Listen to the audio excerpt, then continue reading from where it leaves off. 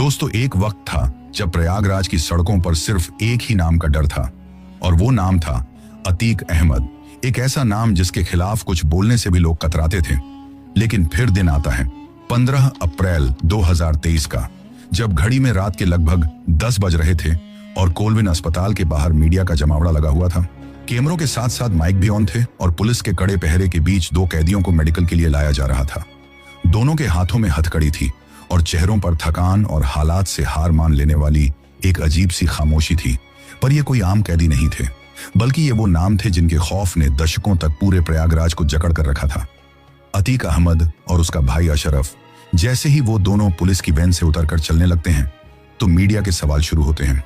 अतीक जी, आप अपने बेटे के जनाजे में नहीं जा पाए, इस बारे में आप क्या कहेंगे? मीडिया कर्मियों के द्वारा ऐसा पूछने पर अतीक धीरे से जवाब देता है, नहीं ले गए तो नहीं गए। और ठीक इसी जवाब के कुछ सेकंड बाद गोलियों की वो आवाज गूंजती है जिसने सिर्फ कुछ ही पलों में उस कहानी का अंत कर दिया जो लगभग 40 सालों से चल रही थी। लेकिन इस अंत को समझने के लिए हमें पीछे जाना होगा, बहुत पीछे। उस दौर में जब प्रयागराज को इलाहाबाद कहा जाता था और चकिया मोहल्ले की तंग गलियों में एक फिरोज खान नाम के तांगे वाले का परिवार रहता था और उसी फिरोज का एक बेटा था जिसका नाम था अतीक अहमद। अतीक का बचपन किसी फिल्मी विलन जैसा बिल्कुल भी नहीं था, बल्कि एक साधारण और तंगी भरी जिंदगी से भरा हुआ था। घर में ज्यादा पैसा नहीं था और पढ़ाई में भी उसका मन नहीं लगता था, जिससे कि वो कुछ पढ़ लिखकर अपने घर की स्थिति को सुधार लेता। और इसी चीज के चलते साल 1979 तक आते आते वो 10वीं क्लास की परीक्षा में फेल हो चुका था। लेकिन उसे इस बात का कोई अफसोस नहीं था, क्योंकि उसकी नजरें कहीं और थीं। पढ़ाई में टॉप करके ना सही, पर उसे किसी भी तरह से और जल्द से जल्द पैसा चाहिए था, और वो भी किसी सीधे रास्ते से नहीं बल्कि शॉर्टकट से। उसकी यही सोच उसे धीरे धीरे एक ऐसे रास्ते पर ले गई जहां से वापसी आसान नहीं होती। शुरुआत उसने रेलवे यार्ड से कोयला चोरी करने से की। रात के अंधेरे में अपने साथियों के साथ मालगाड़ियों से कोयला चुराना और उसे ब्लैक में बेचना उसका पहला धंधा बना। लेकिन ये सिर्फ शुरुआत थी। इसी दौरान उसका नाम पहली बार एक हत्या के मामले में सामने आया।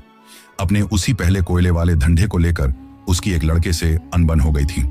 लेकिन उस वक्त तक अतीक के मन में पैसों की भूख इतनी ज्यादा जाग चुकी थी कि वो अपने उस कोयले वाले बिजनेस में अपने अलावा किसी को भी हाथ नहीं डालने देना चाहता था। इसी वजह से उसने उस लड़के को रास्ते से हटाना ही ठीक समझा।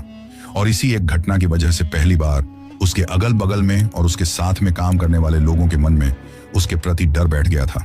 और इस बात का एहसास जब उसे हुआ तो यही से उसने समझ लिया कि अगर लोगों के अंदर डर पैदा कर दिया जाए तो पैसा और ताकत दोनों अपने आप मिलने लगते हैं। इसके बाद 1980 का दशक आते आते अतीक ने रंगदारी और वसूली का खेल शुरू कर दिया था। रेलवे के ठेकेदारों से पैसा वसूलना, उन्हें धमकाना और विरोध करने वालों को रास्ते से हटा देना उसके लिए आम बात हो गई थी। इसी दौरान उसकी मुलाकात एक ऐसे शख्स से होती है जो शख्स उसकी दुनिया के उस शिखर पर बैठा हुआ था जहां तक वो खुद पहुंचना चाहता था। और वो शख्स